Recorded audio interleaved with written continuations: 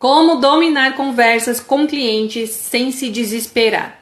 Primeiro ponto que você precisa ter em mente é que você é quem tem a solução para o seu cliente e não o seu cliente que tem uma solução para você. Segundo ponto importante, haja como se o seu produto fosse a melhor solução do mercado para o seu cliente no momento. Porque se você agir como se você tivesse dúvida que o seu produto vai mesmo ou não resolver o problema do seu cliente, o conflito do seu cliente, como que o seu cliente irá acreditar em você? Então você vai transmitir essa insegurança para o seu cliente e aí você tende a ficar mais desesperado para encerrar a conversa, para encerrar a reunião e saber a decisão final do seu cliente, que obviamente não será positiva.